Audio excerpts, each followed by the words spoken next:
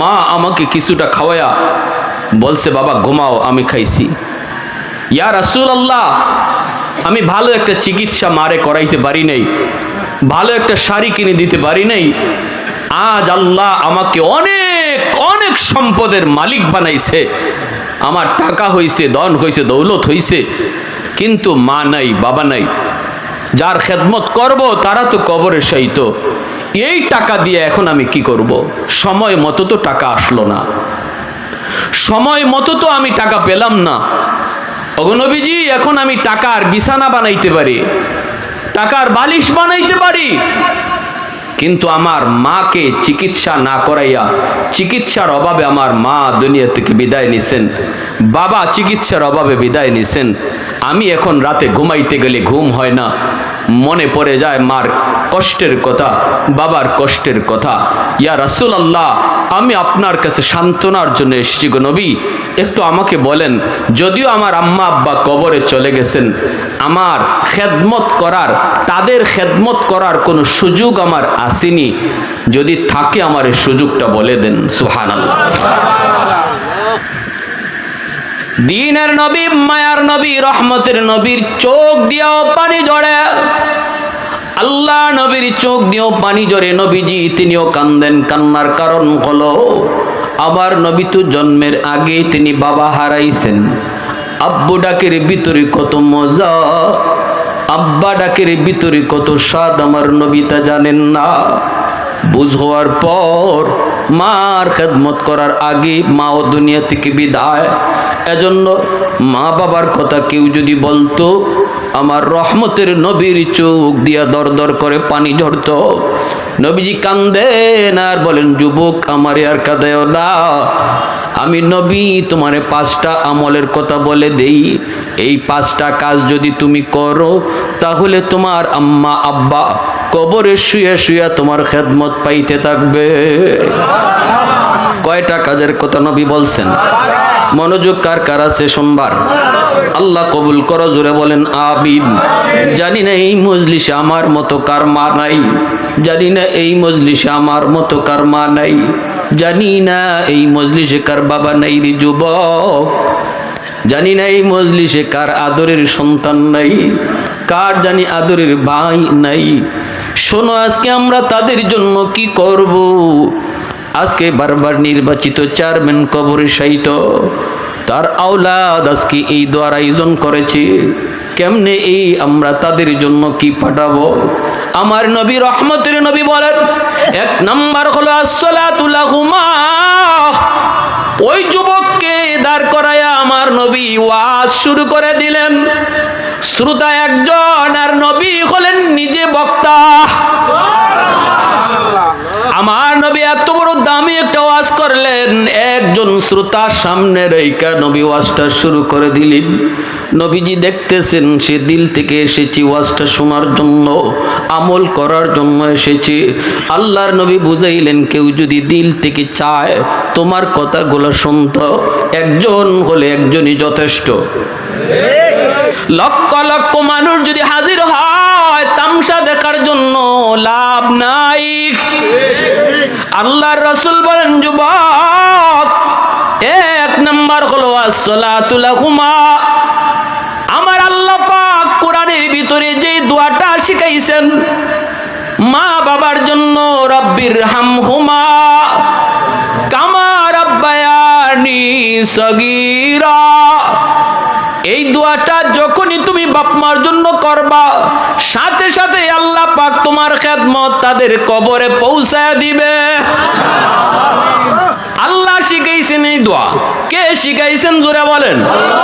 কে শিখাই দিছেন এই দোয়া? আল্লাহ বলতেছে, বান্দা মা বাবার জন্য তোমরা দোয়া করবা, শুনো নিজের ইচ্ছায় দোয়া কইরো না। কেমনে বাপ মার জন্য দোয়া করলে আমি আল্লাহ কবুল করব, দোয়া আমি শিখাই দিতেছি। আল্লাহ কয়, আমার কাছে যখন মা বাবার জন্য তোমরা দোয়া করবা, এইভাবে দোয়া করো, আল্লাহ আমার আম্মা আব্বারে তুমি এইভাবে আদর করো, মায়া করো, যেইভাবে বাপ মা আমাকে শিশুকালে মায়া করছেন, আদর করছেন। কত মা রাতের বেলা নিজে ঘুমায় নাই রে যুবক, মাথার পাশে দাঁড়ায় দাঁড়ায় মা রাত কাটায় দিছে। কত বাবা সন্তান অসুস্থ হলে পরে নিজে না ঘুমায়া সন্তানের পাশে বসে বসে সারা রাত কাটায় দিছে। অসুস্থ হয়েছে সন্তান, বাবা ডাক্তারের জন্য দৌড়াইছে। নিজের শরীরে রোগের কোনো অভাব নাই, একবারও নিজে ডাক্তার দেখে এইবার কথা ভাবে না। কিন্তু সন্তান যদি অসুস্থ হয় বাবা পাগল হয়ে গেছে। আল্লাহ বলতেছে, সন্তানের দল, শিশুকালে তোমাদের বাপ মা কেমন আদর আর কেমন মায়া করেছে, এই কথাগুলি যদি তোমার মনেও না থাকে, আমি আল্লাহর মনে আছি। এজন্য যখনই দোয়া করবা এইভাবে আমার কাছে দোয়া কইর। এক নম্বরে নবী বলতেছেন এই আমল করবা। দুই নম্বরে নবী বলেন ওয়াল ইস্তিগফারু লাহুমা, মা বাবার জন্য তুমি খরচ করবা। ওয়াজ মাহফিলের আয়োজন করো, খরচ হবে বাপ মার জন্য। আল্লাহ এই খেদমত বাপ মার কবরে পৌঁছায় দিবে। সুবহানাল্লাহ, জোরে বল। হাদিস থেকে বলতেছি, হাদিসের আলোকে বলতেছি, বাপ মার জন্য তুমি একটা মাহফিলের আয়োজন করেছো, খরচ হয়েছে। জিকির করেন লা ইলাহা ইল্লাল্লাহ,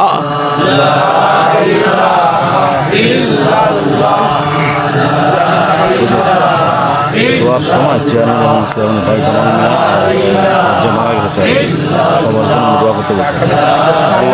শহীদ মিয়া বাপের ছেলেদের নাম জামাল এবং কেমন যারা আছে জীবিত।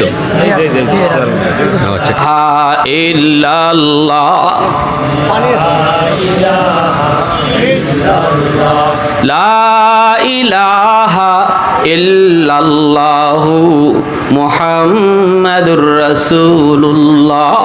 এ ভাই, আমরা কবরবাসীর জন্য কি পাঠাইব, এটা হাদিসের আলোকে শুনবার নিয়ত কার কার আছে আবার দেখান হাত উঠে।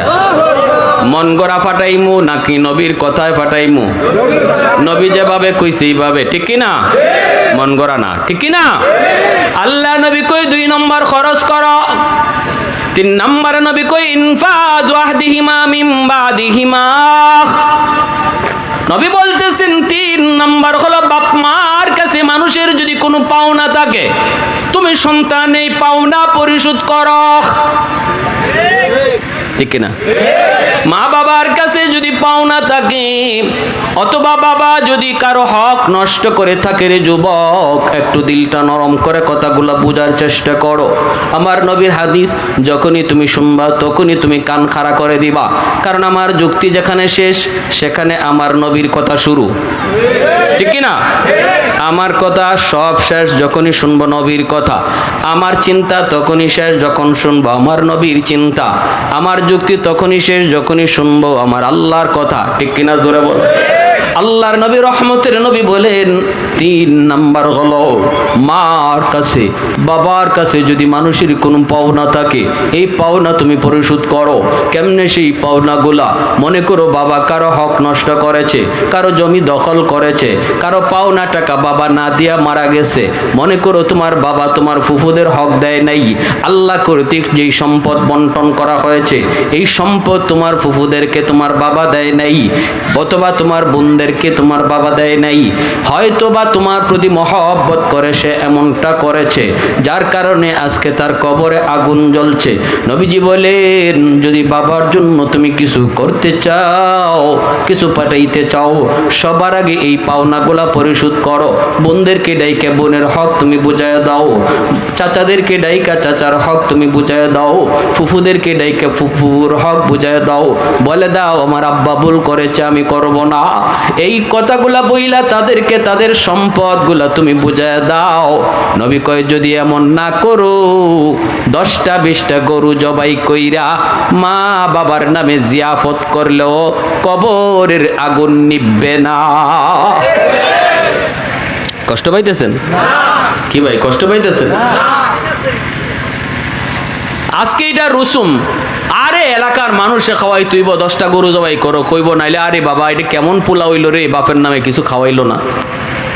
কিছু মানুষও থাকে সমাজে এরকম খাওয়ানের তালে, ঠিক না?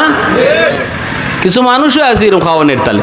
এজন্য আল্লাহ রসুল কয় 10টা না 100টা আত্মি জবাই কইরা যদি খাওয়াও, হাতি জবাই কইরাও যদি খাওয়াও, লাভ হবে না।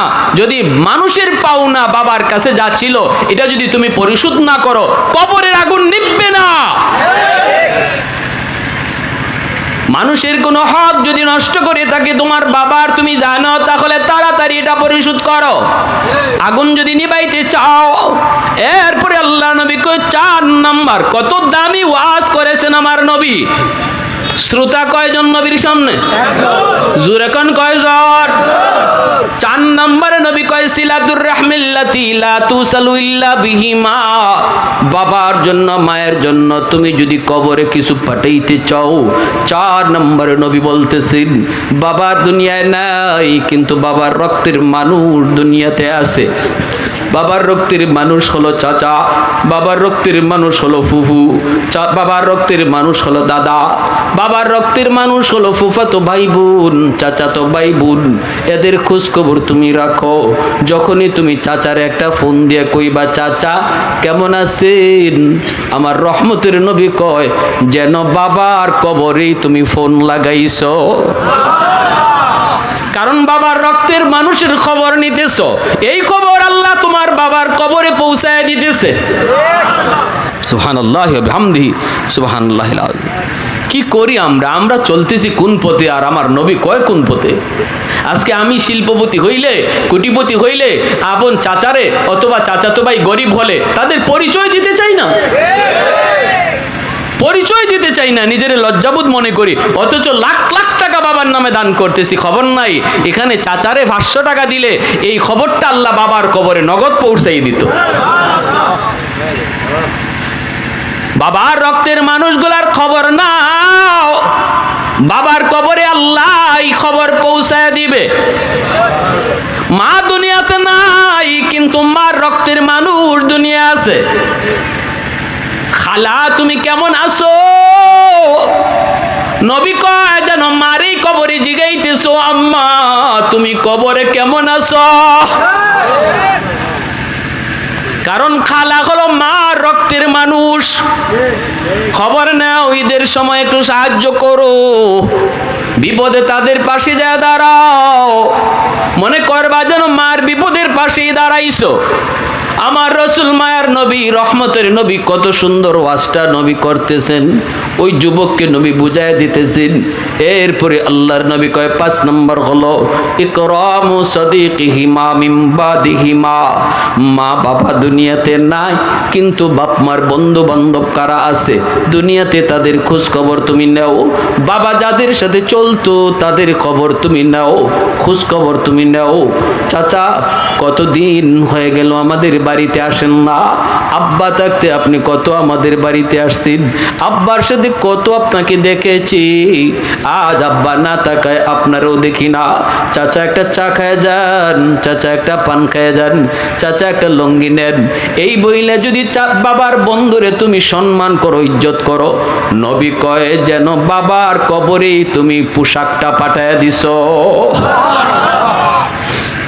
এজন্যই আমার নবী রহমতের নবী খানচালে বসছেন আম্মা জান আয়েশা সিদ্দিকা রাদিয়াল্লাহু তাআলা আনহা, নবীজির পরম করম প্রিয়তমা স্ত্রী আম্মা জান আয়েশা রাদিয়াল্লাহু তাআলা আনহা।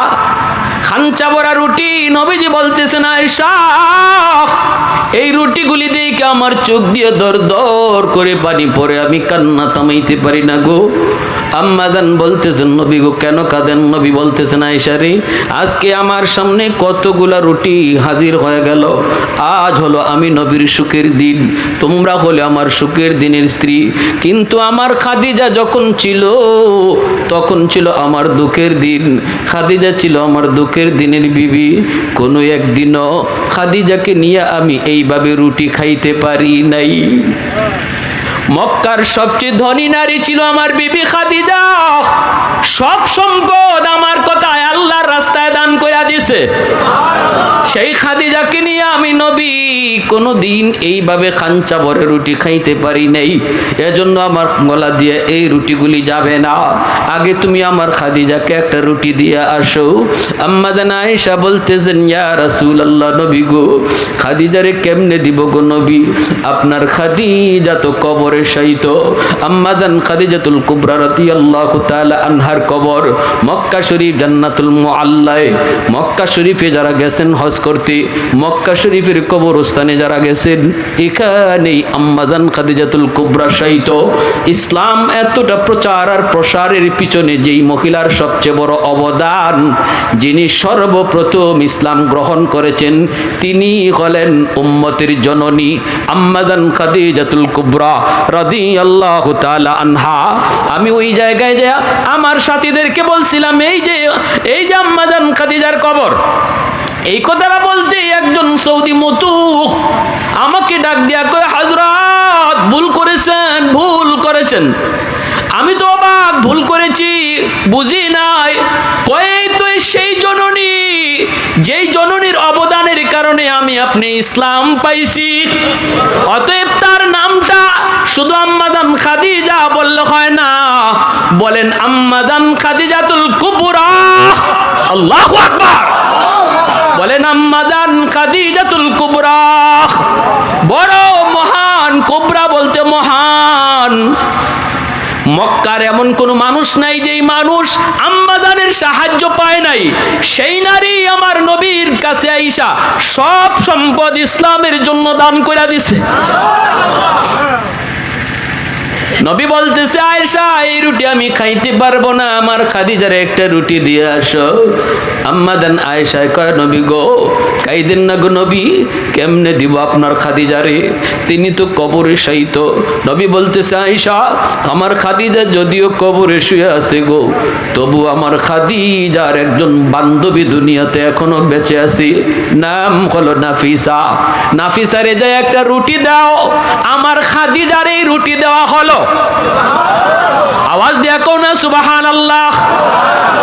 আল্লাহ নবী বুঝাইলেন, মা বাবা দুনিয়াতে নাই, দেখো মা যাদের সাথে চলতো ওই মহিলাদেরকে পাইলে মার মতো শ্রদ্ধা কইরো। বাবা যাদের সাথে চলতো, বাবার বয়সের মানুষগুলারে পাইলে বাবার মতো শ্রদ্ধা কইরো। তাহলে আল্লাহ পাক মা বাবার কবরে তোমার খেদমত পাঠায়া দিবে।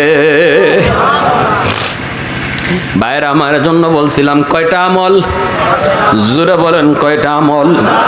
এক নাম্বার হলো তাদের জন্য দোয়া করব তো ইনশাল্লাহ। কি দোয়া? বলেন, রাব্বির হামহুমা কামা রব্বায়ানি সগীরা। এ যুবক, মার কবরে পাশ দিয়া চইলা গেল, বন্ধুদের নিয়ে তুমি চলে গেলা বাবার কবরের পাশ দিয়া, একটা বারের জন্য মুখ দিয়ে দোয়াটা বের হলো না।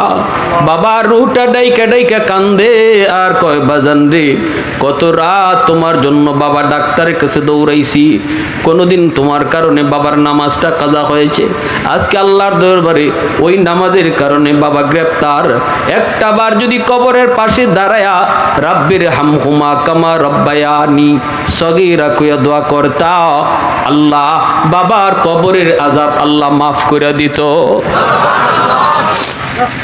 দুই নম্বরে নবী বলতেছে, দান সদকা করো, মসজিদ মাদ্রাসায় দান করো, ওয়াজ মাহফিল করো, নেক কাজে তুমি বাপ মার নামে দান করো।